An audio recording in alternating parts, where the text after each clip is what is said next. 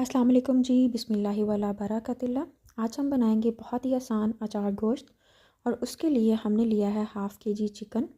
और उसको हम जो है वो ऑयल गरम करके उसके अंदर जो है वो तकरीबन 5 मिनट तक कलर चेंज होने तक फ्राई कर लेंगे।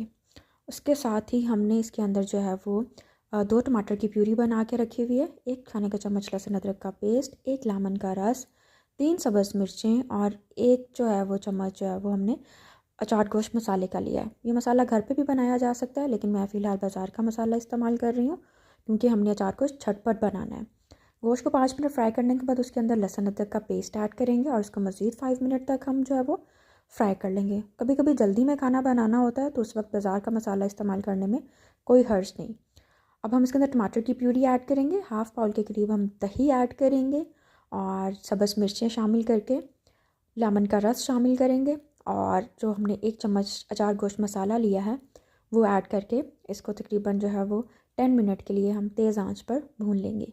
चिकन को अगर हम तेज़ आंच पर बनाएंगे तो चिकन हमारा बहुत अच्छे से सॉफ्ट होगा और बिल्कुल भी सख्त नहीं होगा और बहुत ही मज़ेदार बनेगा। और वैसे घर के मसालों के साथ अगर खाना बनाया जाए तो वो ज़्यादा मज़ेदार और ज़्यादा जो है वो हेल्दी बनता है, लेकिन बाज़ार का मसाला भी कभी कभी इस्तेमाल किया जा सकता है। माशाल्लाह से चिकन हमारा जो है वो अचार गोश्त रेडी हो गया। अब हम इसको सर्व करेंगे रोटी या नान के साथ, बहुत ही मज़ेदार लगता है। रेसिपी ज़रूर ट्राई कीजिएगा और पसंद आए तो लाइक शेयर और कमेंट करना ना भूलिएगा। Thank you so much. अल्लाह हाफिज़।